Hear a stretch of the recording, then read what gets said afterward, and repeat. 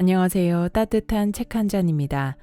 오늘 여러분에게 읽어드릴 책은 부의 인문학, 지은이 브라운스톤, 발행 오픈마인드입니다. 자본주의 게임에서 반드시 이기는 부의 법칙. 500만 원으로 50억 원을 만든 실전 투자가 브라운스톤, 우석이 필터링한 인문학 투자 안내서 부의 인문학. 노벨 경제학상을 수상한 천재들이 세상을 읽는 탁월한 통찰력, 돈이 움직이는 방향과 투자의 길, 부의 작동 원리를 간파한 통섭의 결정판입니다. 저자는 이 책에서 자기 안에서 소화된 인문학과 지금의 우리 현실을 시실과 날실로 엮어가며 투자에 대한 거대한 테피스트리를 엮어갑니다. 1장에서는 정치나 정책 안에서 경제와 경기가 움직이는 원리가 무엇인지 살펴보고 그것이 우리의 삶을 어떻게 변화시키는지 자세히 설명하며 사람들이 왜 노예의 삶을 선택하는지 이야기합니다.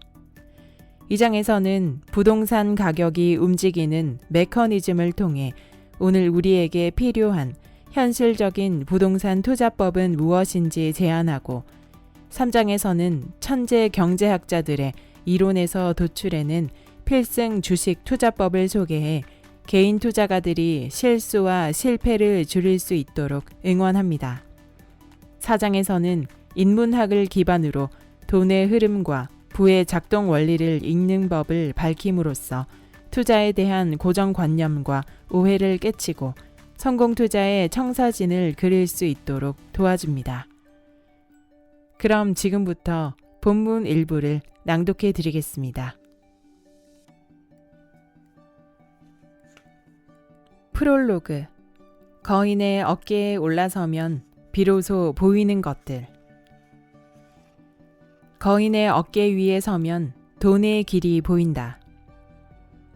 대다수 사람들이 간단한 원리조차도 모른 채 행동한다. 부동산을 사고 팔고 주식을 사고 파는 오늘의 이야기가 수백 년 전 경제학자, 철학자의 연구 속에 이미 다 나와 있는데 말이다. 몇 년간의 고생 끝에 돈과 시간을 낭비한 끝에 깨달은 결론이 이미 경제학자들의 책에 나온 몇 줄 조언에 불과했다는 걸 뒤늦게 알게 되면 그제야 자신이 얼마나 바보짓을 했는지 깨닫고 후회하지 않겠는가. 원리도 모른 채 열심히만 하면 빨리 망할 뿐이다. 당장 올 하반기 부동산 전망이 어떨지, 어떤 종목에 투자해야 할지, 돈이 될지도 물론 중요하다. 하지만 돈의 흐름을 꿰뚫어보는 통찰이 없다면 성공은 우연일 뿐 절대 반복되지 않는다. 나처럼 게으른 사람이 투자에 성공할 수 있었던 것도 다 거인의 어깨 위에 서서 돈의 흐름을 읽었기 때문이다. 그들은 100년, 200년이 흘러도 굳건히 서서 돈이 움직이는 길을 보여준다. 거인은 어디에 있나? 책 속에 있다. 노벨 경제학상을 받은 모든 학자를 우리는 언제든 만날 수 있다. 그들의 통찰력을 빌려서 투자한다면 훨씬 쉽게 큰 그림 안에서 성공할 수 있다. 왜 세상과 세월이 인정한 전문가를 놔두고 실체도 모를 누군가의 분석과 제안을 기다린단 말인가. 나는 부동산 전망을 위해서 복덕방을 방문한 적이 한 번도 없다. 주식 투자할 때도 다른 사람에게서 정보를 얻으려고 애쓴 적이 없다. 혼자서 생각하고 혼자서 판단하고 투자했다. 내 곁에는 항상 최고의 경제학자와 철학자와 심리학자가 있었기 때문이다. 내가 젊은 나이에 투자에 성공하고 일찍 은퇴할 수 있었던 것은 모두 그들 덕분이다. 살아남으려면 자본주의 게임의 법칙을 익혀라. 내 집 마련이 목표였던 A는 안 먹고 안 입고 남들 다 가는 해외여행 한번 안 가고 악착같이 돈을 모았다. 이렇게 해서 5년간 모은 돈이 2억이었다. 가까운 친구들 중에 억 단위 현금을 모은 사람은 없었기에 A는 뿌듯했다. 이렇게만 하면 금방 부자가 될 것 같았다. 그런데 최근에 들어 자신이 바보 같다는 생각이 들기 시작했다. 쓸 거 다 쓰고 철철이 해외여행 다니면서 놀던 친구가 빚을 얻어 산 집이 1년 만에 2억 원이나 올랐다는 이야기를 들었기 때문이다. 그 친구와 비교하면 그동안 자신이 해온 노력이 멍청한 짓이라는 생각이 들며 회의감에 빠졌다. 이게 진짜 현실이다. 저축만으로 부자 되기란 결코 쉬운 일이 아니다. A가 자본주의 게임의 법칙을 알았다면 진작 적당한 빚을 얻어서 집을 샀을 것이다. 나는 월급쟁이가 적금 들어서 부자 된 경우를 보지 못했다. 절약과 노력도 중요하지만 그것만으로 부자가 되기엔 충분하지 않은 것이다. 대다수 한국의 부자들이 어떻게 부자가 되었는지 아는가? 안 먹고 안 입고 안 쓰고 열심히 저축해서 부자가 된 사람은 몇 안 된다. 부동산이나 주식 가격이 올라서 부자가 된 경우 빼면 정말 몇 안 될 것이다. 회계사 사무실을 운영하는 친구가 있다. 이 친구가 자신의 거래처를 분석해 보았더니 사업으로 돈을 벌어서 부자가 된 기업은 몇 안 되고 거의 공장 부지나 사옥 같은 부동산 값이 올라서 부자가 되었더라고 한다. 물론 사업이 잘 되면 부자가 되는데 큰 도움이 되는 것은 분명한 사실이지만 사업 소득만으로는 큰 부자가 되기 어렵다는 말이다. 대부분의 사업가는 부동산과 주식 가격이 올라서 부자가 되었다. 이것이 진짜 현실이다. 그렇다면 생각을 해보자. 당신이 열심히 공부해서 좋은 대학을 졸업하고 대기업에 취직해서 또 열심히 일하고 그렇게 해서 받은 월급을 아끼고 모으면 부자가 될 수 있을까? 최고 임원직까지 승진한다면 가능하지만 대부분의 직장인은 그럴 수 없기 때문에 절약과 저축에만 매달리게 되는데 그렇게 해서는 부자가 되기 어렵다. 열심히 일하고 저축하고 모으는 것은 부자가 되기 위한 필요 조건이지 충분 조건은 아니다. 부자가 되려면 열심히 일하고 저축하는 것 외에 부동산과 주식 투자를 잘해야 한다. 그리고 투자를 잘 하려면 우선 먼저 자본주의 게임의 법칙을 알아야 한다. 빚이 많아질수록 돈이 더 많이 생긴다. 돈 이야기로 다시 돌아가 보자. 금을 받고 돈을 찍어내는 게 아니라면 한국은행은 돈을 찍어서 누구에게 주는 것일까? 한국은행은 정부로부터 채권을 받고 돈을 준다. 예를 들면 30년 뒤에 돈을 갚겠다는 약속 증서인 채권을 받고서 정부에 돈을 준다. 정부는 그 돈을 다리나 도로, 지하철 같은 건설 현장에 사용하고 공무원 월급도 주고 또 복지 재원으로도 사용한다. 그러면 월급을 받는 공무원은 월급 중 일부를 은행에 저축한다. 또 정부가 벌인 공공사업으로 돈을 번 기업이나 개인도 그 돈을 은행에 맡긴다. 그러면 은행은 그 돈을 다시 대출해 준다. 그러면 은행 대출을 통해서 새로운 돈이 창출된다. 이해가 쉽도록 예를 들어서 설명해 보자. 갑이 100원을 A은행에 맡기면 A은행은 지급 준비금으로 10원은 보관하고 나머지 90원을 을에게 대출해 준다. 을이 대출받은 90원을 B은행에 맡기면 B은행 역시 지급 준비금으로 9원을 빼고 81원을 병에게 대출해 준다. 최초의 돈 100원이 181원으로 늘어난 것이다. 이런 식으로 시중은행은 대출을 통해서 돈을 만들어낸다. 최초에 정부가 한국은행에서 빌려온 100원이 시중은행의 연쇄적인 대출 덕분에 나중에는 1만 원이나 되는 식으로 늘어나는 것이다. 결국 돈은 빚, 대출로 생겨난다. 빚, 대출이 많이 발생할수록 돈이 더 많이 생겨난다. 이런 식으로 돈이 많아지면 어떤 현상이 발생할까?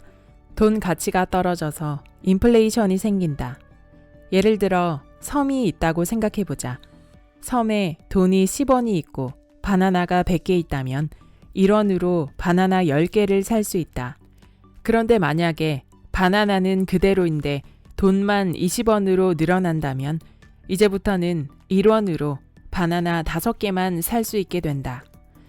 이처럼 돈 가치가 떨어지고 실물 자산 가치가 올라가는 것이 인플레이션이다.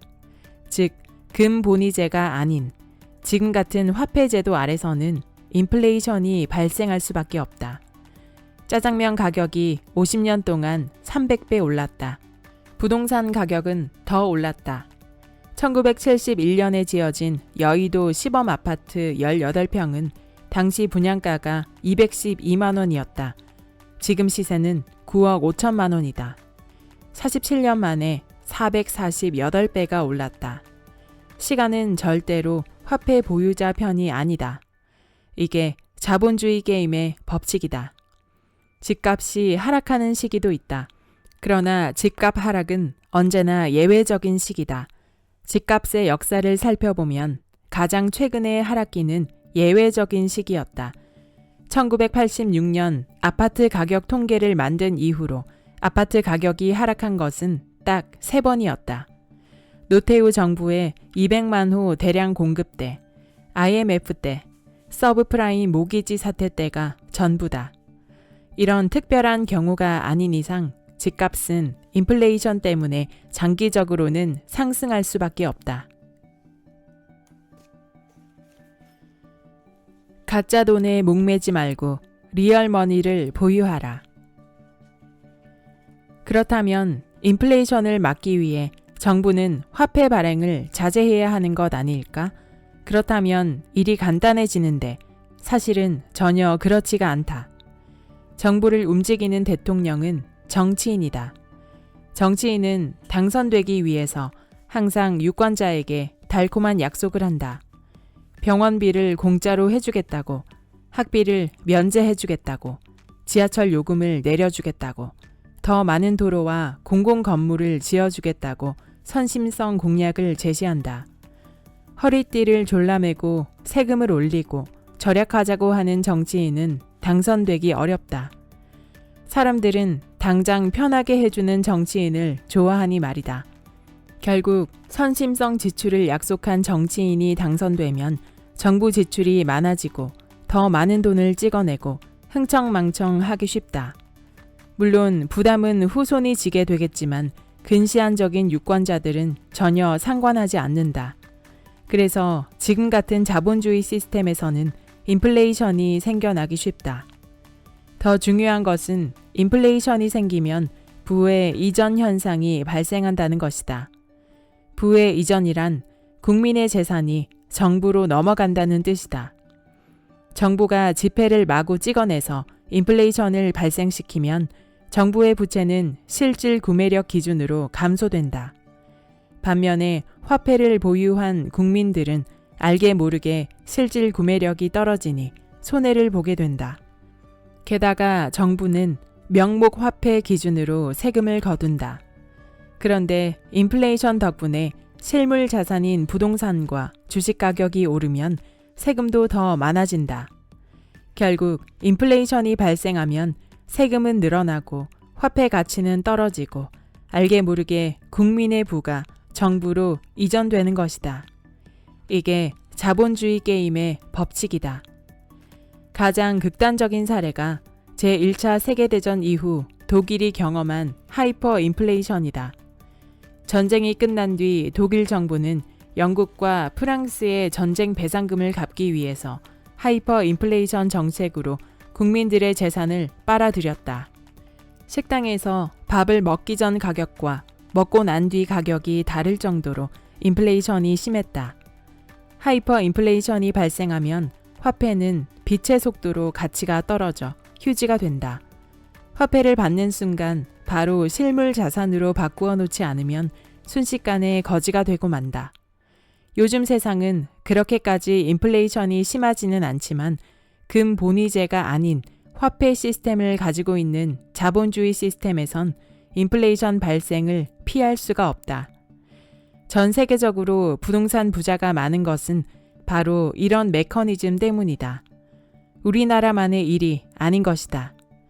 예나 지금이나 마찬가지고 앞으로도 여전히 화폐 가치는 떨어질 것이고 실물 자산인 부동산 가격은 상승할 것이다. 물론 지식 정보화 사회로 접어들면서부터는 땅이 과거만큼 중요하지 않아서 과거처럼 그렇게 많이 오르진 않겠지만 현재의 화폐 시스템 하에서 오를 것은 분명하다. 이런 화폐 시스템에 우리는 어떻게 대응해야 할까? 가짜 돈인 화폐를 모으려 하지 말고 진짜 돈인 리얼머니를 보유해야 한다. 그게 부동산이고 주식이다. 자산 상승 사이클을 주목하고 바닥에 이르렀을 때 과감하게 빚을 얻어서 투자해야 한다. 주식이나 부동산 같은 자산은 상승과 하락 사이클을 몇 년간 그리면서 우상향한다. 따라서 바닥이라고 생각될 때 과감하게 빚을 얻어서 투자하는 게 최고로 빨리 재산을 늘리는 첩경이다. 이게 투자의 핵심이다. 이게 자본주의 게임에서 이기는 법이다.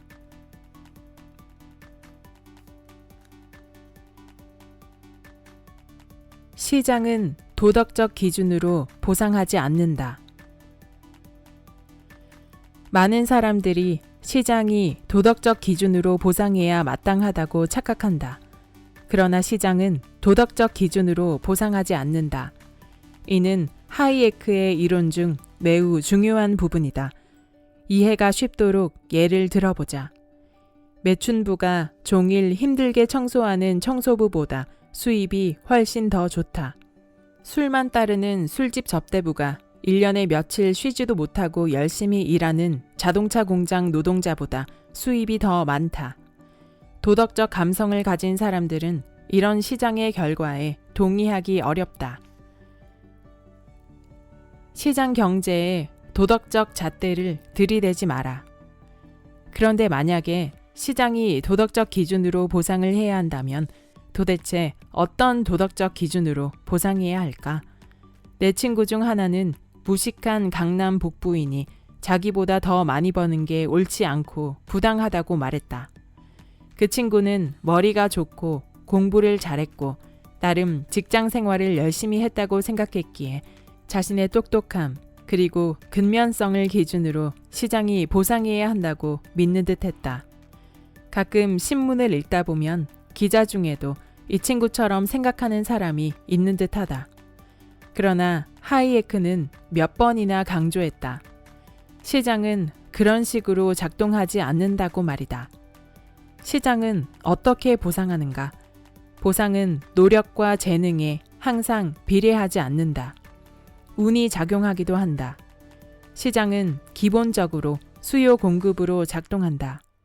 도덕적 기준은 어디에도 끼어들 틈이 없다. 거래 상대방이 누구인지 상관없이 오로지 가격만 맞으면 거래가 되는 것이다. 시장이 비정한가? 아니다. 하이에크는 전혀 그렇지 않다고 주장했다. 오히려 시장이 그렇게 작동하기에 우리 세상은 조화롭고 평화로울 수 있다고 주장했다. 이해를 돕기 위해서 예를 들어보자. 기독교인은 이교도에 비해서 기독교인이 집을 우선 장만할 수 있어야 한다고 믿을 수 있다. 불교도와 이슬람교도도 각자 그러한 종교적 기준을 가지고 있을 수 있다. 그런데 만약에 종교적 기준으로 시장이 주택을 배급한다면 우리가 사는 세상은 폭력으로 하루도 평화로운 날이 없을 것이다. 다행히도 시장은 돈이란 수단을 통해서 각자의 종교나 도덕적 기준과 상관없이 평화롭게 물자를 교환하고 거래하는 곳이다. 중세시대 기독교인은 아랍어로 신은 하나다라는 글귀가 새겨진 금화를 이슬람 교도로부터 받았고 이슬람 교도는 예수와 성모 마리아가 그려진 금화를 받았고 통용했다. 그런데도 대중은 각자 자기가 믿는 도덕적 잣대를 기준으로 시장의 결과에 승복하지 않으려는 태도를 보인다. 이런 태도는 매우 위험하다. 도대체 누가 도덕적 기준을 평가할 수 있단 말인가? 시장은 도덕적 기준으로 보상하지 않는다. 그러니 시장 경제에서 도덕적 잣대를 들이대는 어리석음은 부디 벗어나길 바란다.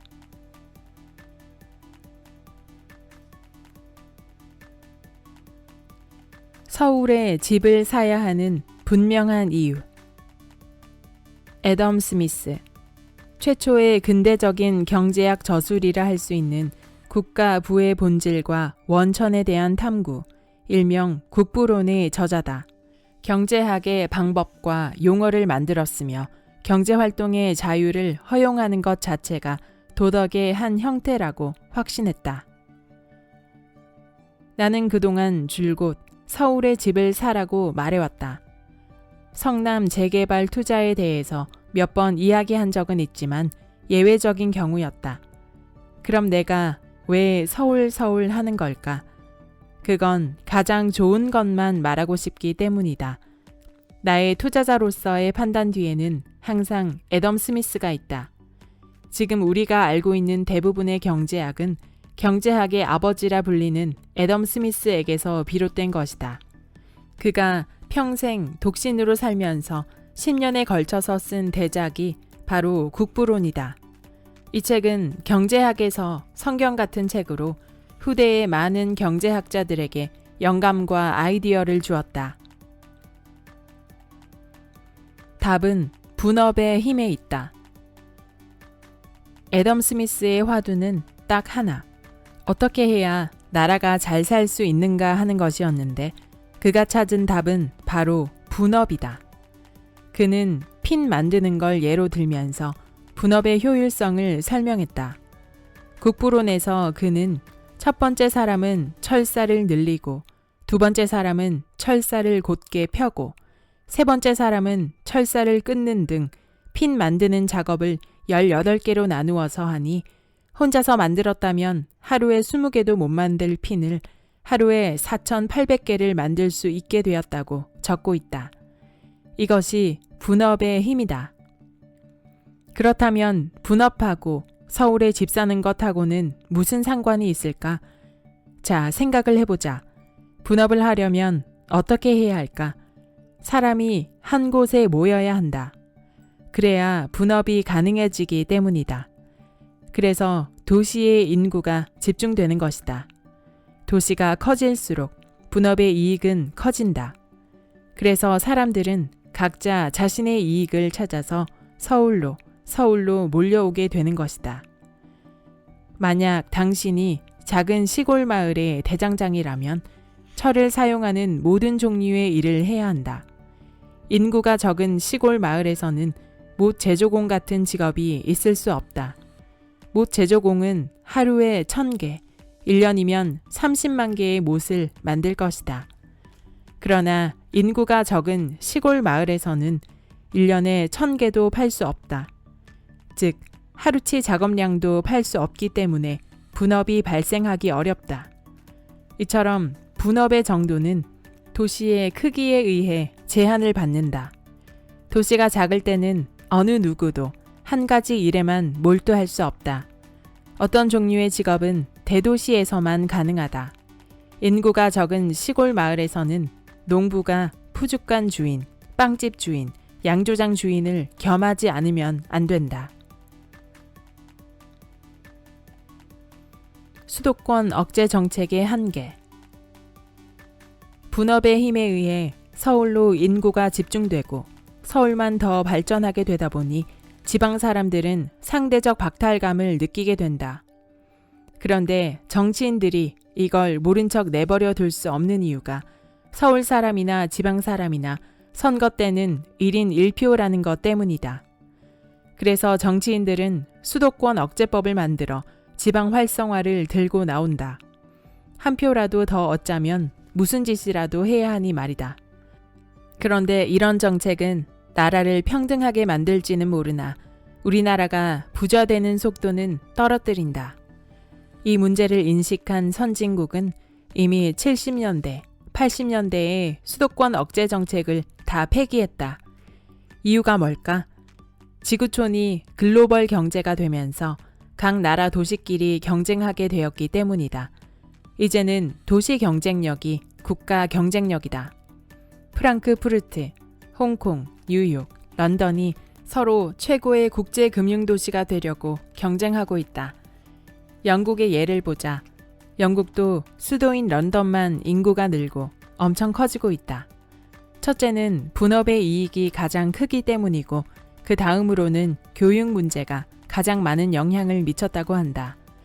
런던에 좋은 사립학교가 많아서 공교육에 회의적인 학부모들이 런던으로 몰린 것이다. 그 결과 런던은 더욱더 커지고 발전하게 되었다. 독일도 비슷한 이유로 지방도시가 소멸되고 있고 일본 역시 도쿄 일극화가 되고 있다. 지금은 슈퍼스타 도시 전성시대다. 슈퍼스타 도시만 점점 커지고 집값 상승 속도도 더 빨라지고 있다.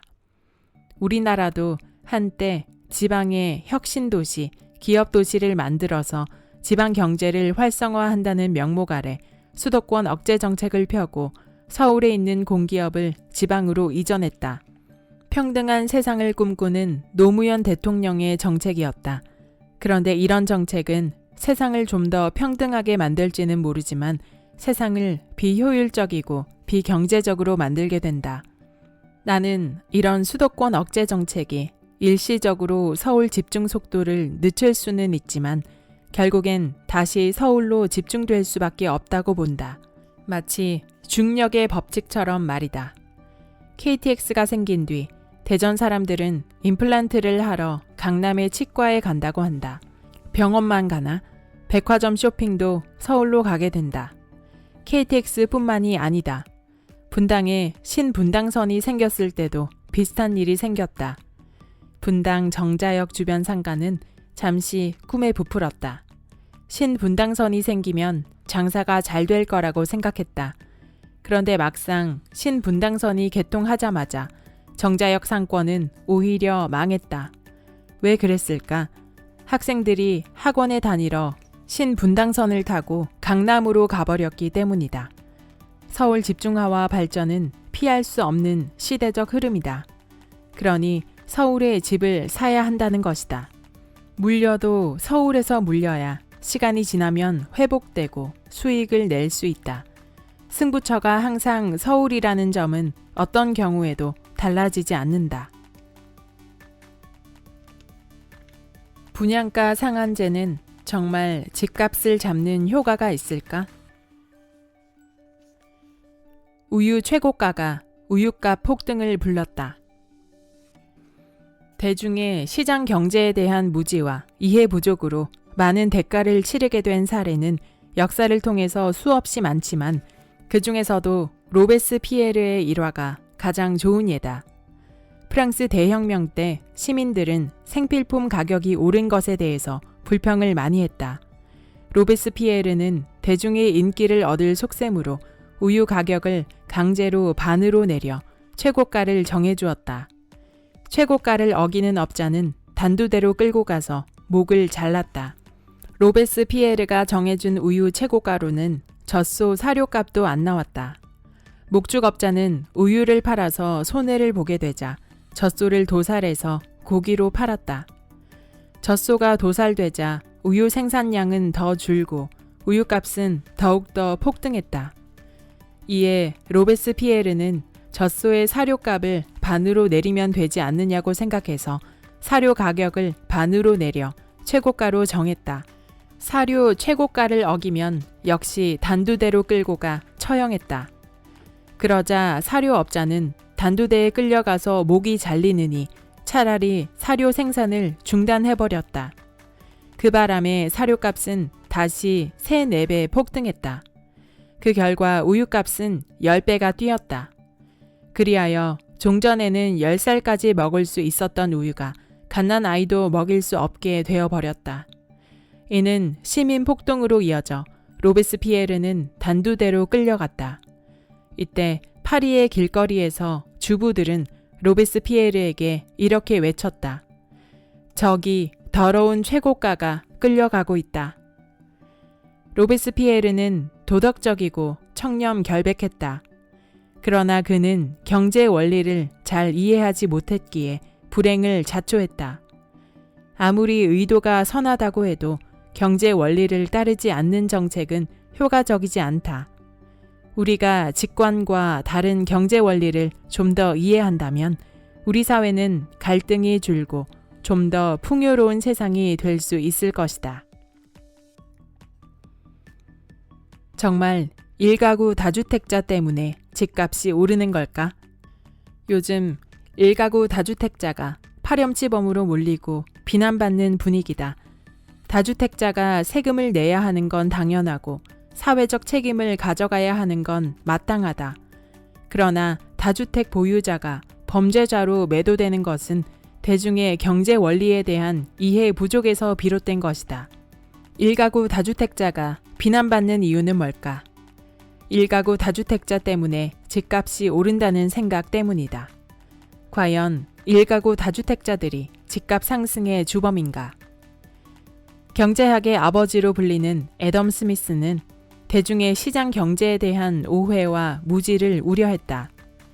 애덤 스미스는 150년 전에 요즘 다주택 보유자에 대한 비난과 비슷한 그 당시 곡물 중간 상인에 대한 비난이 근거 없음을 경제 원리로 설명했다.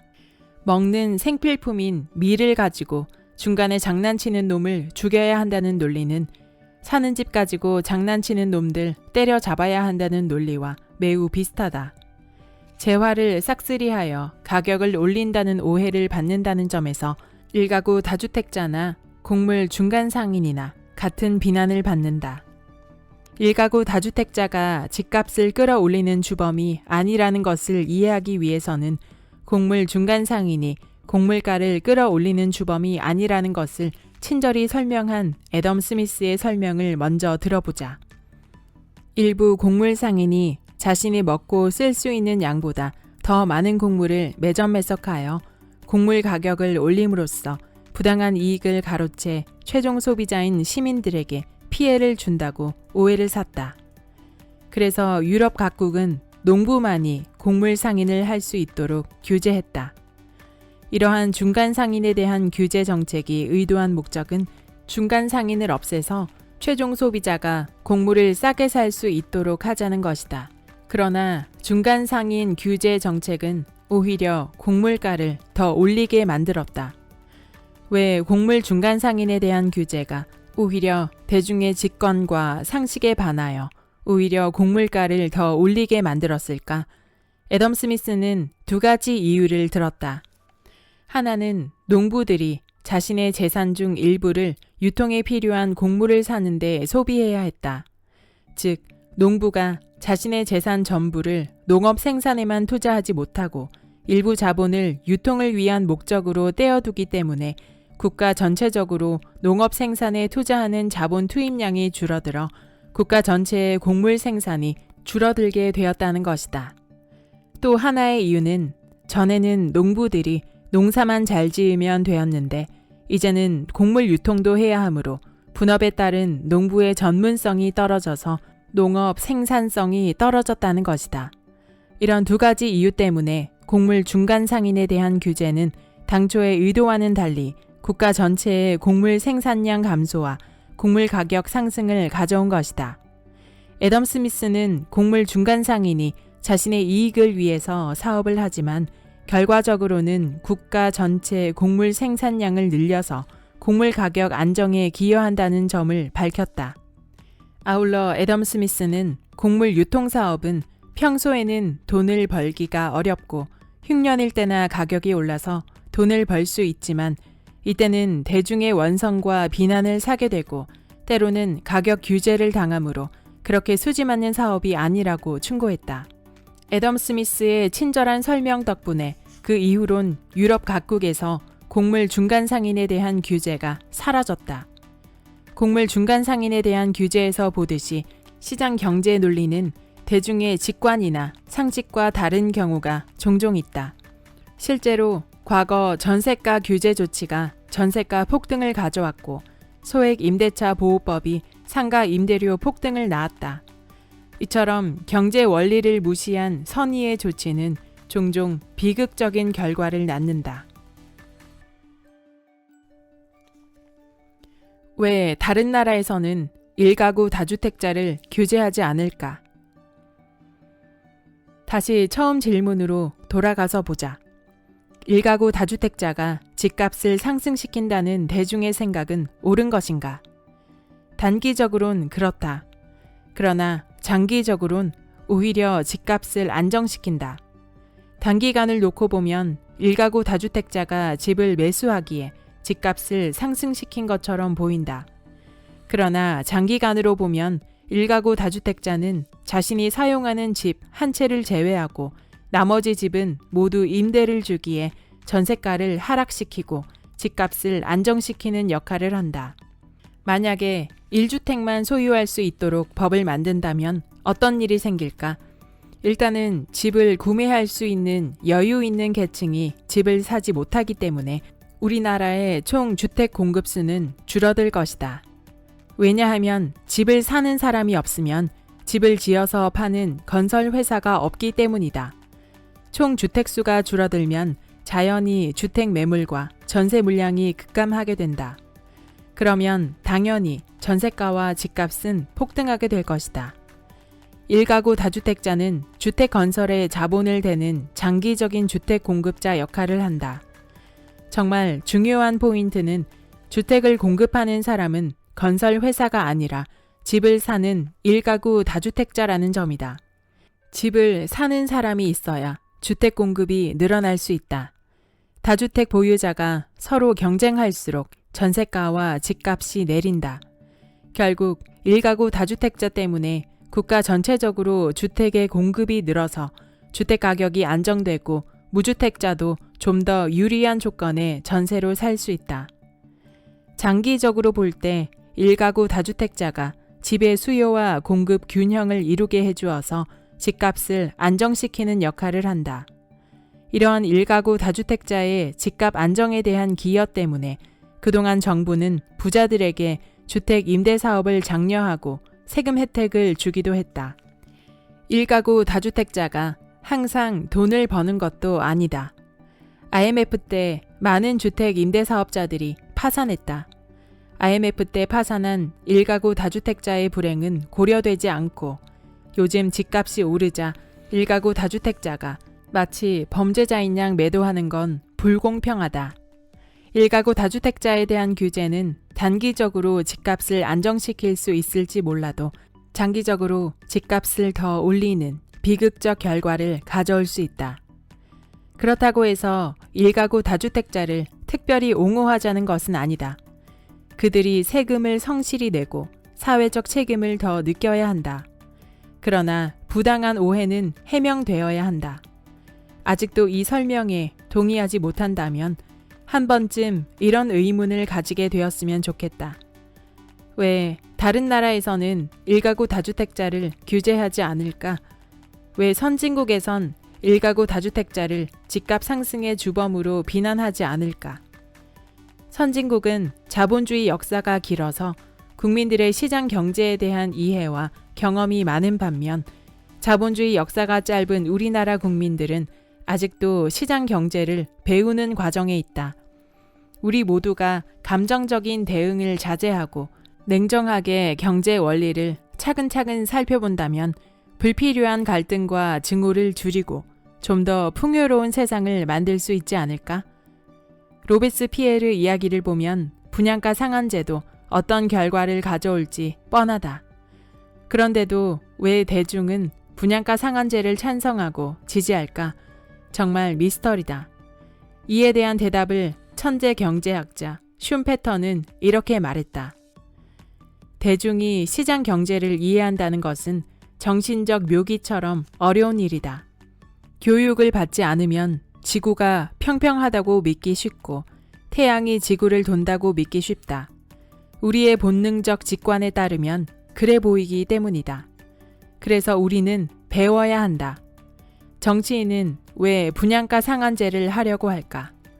경제 원리에 무지한 투표자의 표를 얻기 위해서 그 이상 그 이하도 아니다.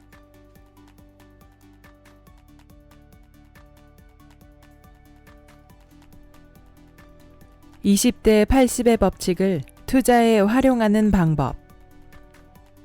빌프레도 파레토, 이탈리아의 경제학자이자 사회학자로 파레토 최적 사고방식을 도입했으며 파레토의 법칙이라 하는 소득 분포의 불평등도를 나타내는 경험적인 경제 법칙을 도출했다.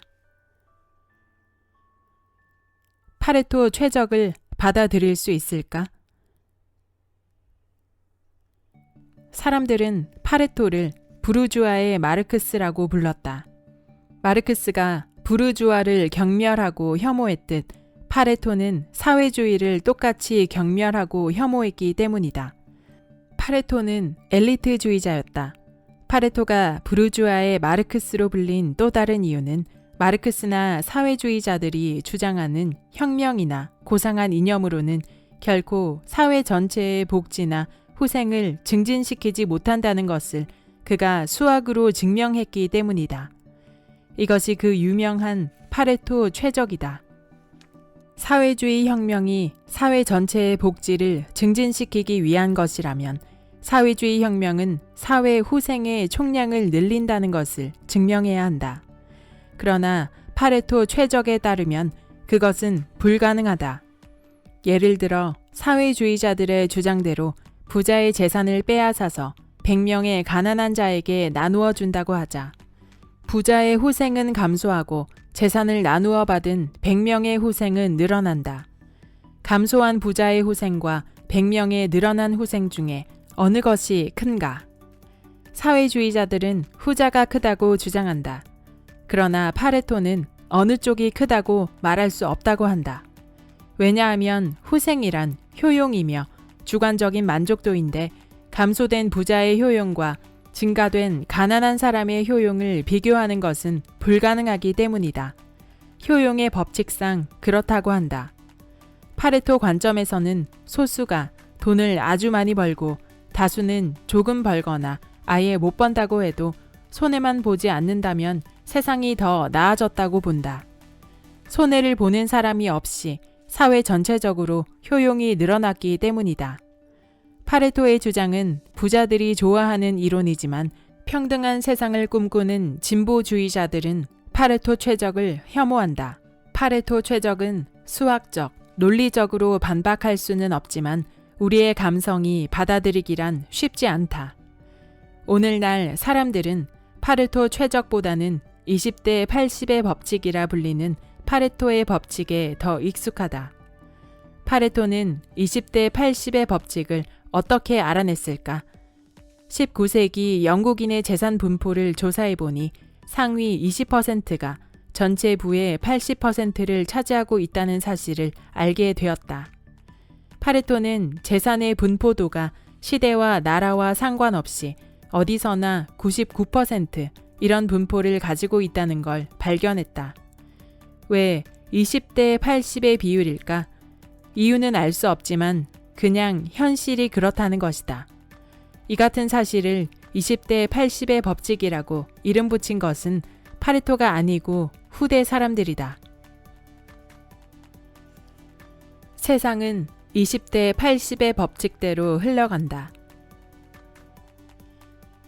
그렇다면 우리가 사는 세상에도 20대 80의 법칙이 적용될까? 정말로 세상이 20대 80의 법칙으로 움직이고 있다고 주장하는 사람들이 있다. 1997년 한스 페터 마르틴과 하랄트 슈만이 쓴 세계화의 덫에 의하면 세계화가 진행됨에 따라서 나라 간 무역 장벽과 관세벽이 사라진다. 기업들은 더 값싼 노동력을 찾아서 해외로 공장을 이전한다. 다국적 기업은 인건비가 싼 지역을 찾아서 공장을 옮길 뿐만 아니라 세금을 줄이기 위해 비과세 지역으로 본사까지 옮긴다. 세계화 때문에 국내 노동자는 해외에 있는 중국과 인도 노동자와 인건비 경쟁을 해야 한다. 세계화 덕분에 국경 장벽과 관세율이 낮아짐에 따라 소비자들도 해외 직구를 통해서 해외 기업의 물건을 집에서 사들인다. 이제 글로벌 1등 제품만 살아남는 사회로 변화되고 있다. 세계화 때문에 정부의 시장에 대한 통제력은 점점 사라진다. 혁신과 자동화로 경제가 성장해도 고용이 없다. 고용 없는 성장이 이루어지고 있다. 국내의 중산층은 일자리가 사라지고 있다.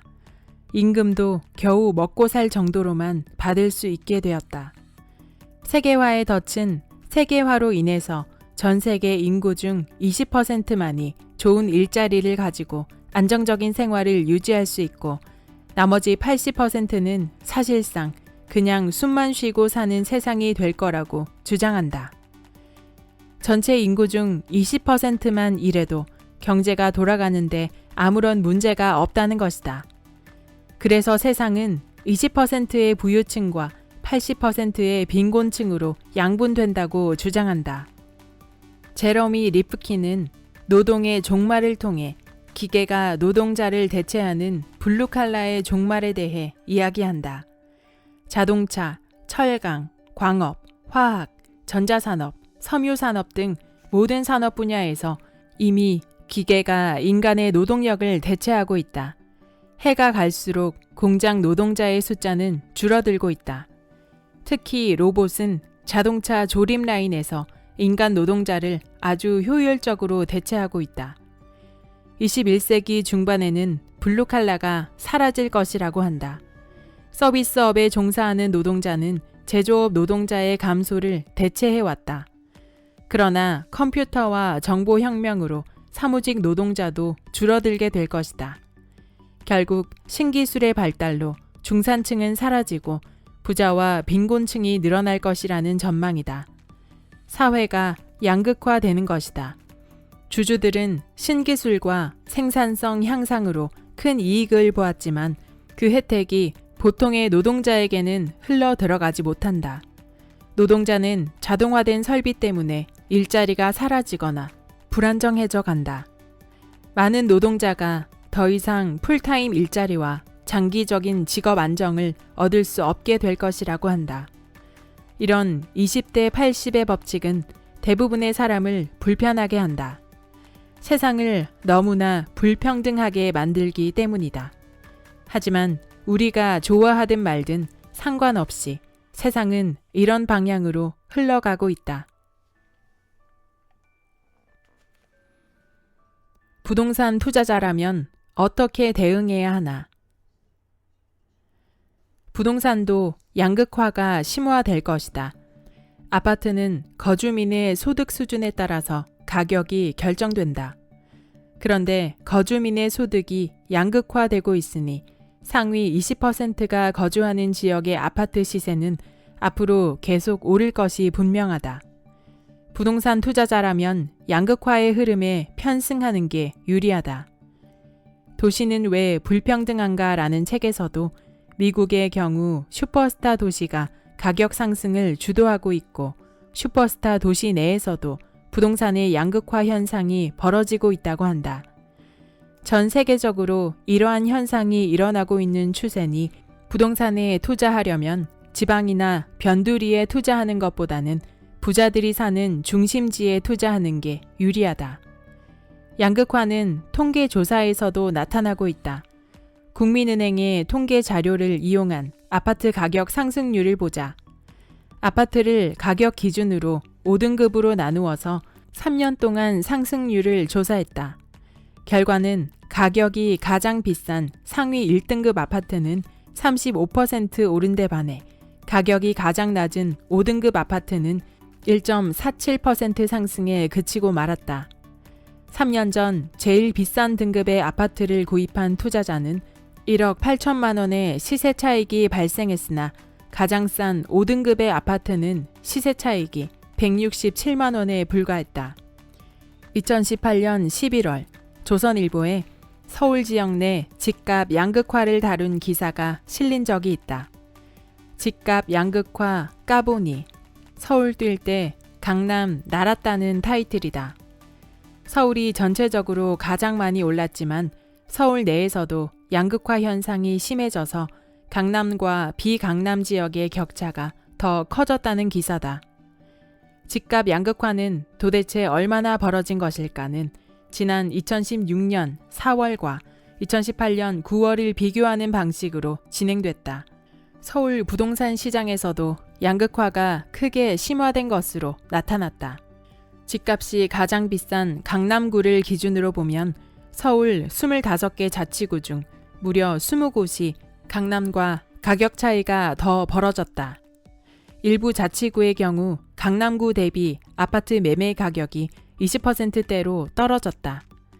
과거처럼 부동산 가격 상승이 순환하기에 격차가 줄어들 것이라고 생각하는 사람도 있다. 그런데 점점 사회가 양극화되어 가는 경향이 있기 때문에 어느 정도 순환적인 가격 상승은 있을 테지만 예전만큼 가격 차이를 메우지는 못할 것이다. 과거처럼 가격이 덜 오른 변두리 지역을 사두면 시간이 지나서 격차가 메워질 것이라는 기대는 앞으로 달라질 가능성이 높다. 문제는 그렇게 비싼 곳이 좋다는 건 알지만 돈이 없어서 그곳에 투자할 수 없다는 것이다. 그렇다고 손 놓고 앉아 있을 수는 없다. 돈 없는 사람도 투자는 해야 한다. 바로 부자 동네 인근을 노리면 된다. 가난해도 부자의 줄에 서라는 것이다. 성남 재개발 지구 같은 경우 강남이나 분당처럼 될 순 없지만 부자 동네에 둘러싸여 있기 때문에 떡고물이 떨어질 수 있다. 실제로 산성 포레스티아 공급 면적 112제곱미터가 9억 원을 돌파했다는 뉴스가 있었다. 철거민 동네인 구 성남 시가지에서 이런 비싼 가격대가 어떻게 나올 수 있었겠는가. 부자 동네 인근이기 때문에 가능한 이야기다. 나는 전부터 일산과 분당 중 어디가 나을 것인지 묻는 사람에게 분당으로 가라고 추천하곤 했다. 부자 동네인 강남과 가깝기 때문이다. 지금은 결과가 너무나 분명해져서 이런 걸 묻는 사람도 없다. 부동산 투자의 원리는 부자 동네랑 얼마나 가까운가에 있다. 인간은 자기가 살던 곳에서 멀리 이사가기 싫어하는 영토 본능을 갖고 있기 때문이다. 여기까지 부의 인문학의 본문 일부였습니다. 저는 이 책을 처음부터 끝까지 시간 가는 줄 모르고 흥미롭게 읽었습니다. 저자는 이 책의 각 파트를 일정한 방식으로 서술하고 있습니다. 부와 경제 원리에 관한 이야기를 노벨상을 수상한 경제학자들의 철학과 스토리텔링을 통해 풀어낸 다음 우리나라의 상황에 비추어 다시 풀어내고, 그래서 우리는 앞으로 어떤 방향으로 투자를 하면 좋을지 제시해 줍니다. 저는 경제학에 관해서는 아직 어린이이기 때문에 경제의 원리에 대해서 아직 무지한 부분이 많았는데요. 이 책을 통해 자본주의에서 더 잘 살기 위해 필요한 경제적 통찰을 많이 얻을 수 있었습니다. 이 책의 평점과 리뷰들을 찾아보면 테러인가 싶을 정도로 책을 평가절하하는 내용도 많이 찾아볼 수 있었습니다.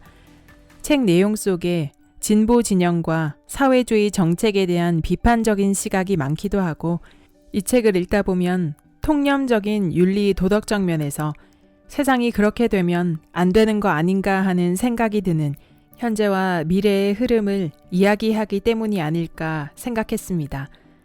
저는 정치적인 견해를 떠나서 우리나라는 현재 자본주의 사회이고, 자본주의 사회 속에서 부라는 것은 어떤 방향으로 투자를 하고 흐름을 타고 재산을 늘려가느냐의 문제이기 때문에 부에 초점을 맞춘 책이라면 충분히 저자의 견해가 맞다는 생각이 들었습니다. 저자의 이야기처럼 슬프지만 시장 경제는 도덕적 잣대대로 흘러가지 않는 법입니다. 이 책 속에는 부동산과 주식 투자를 할 때 앞으로 어떤 방향으로 예측을 하고 생각해야 되는지 학자들의 탄탄한 근거들을 제시해 줍니다. 실제로 저의 앞으로의 투자 가치관에 큰 영향을 줄 것 같습니다. 저는 시간상 부동산 파트를 위주로 낭독해 드렸는데요. 주식 파트도 꼭 읽어보시길 추천드립니다. 구독과 좋아요와 댓글은 큰 힘이 됩니다. 다음 영상에서 만나요.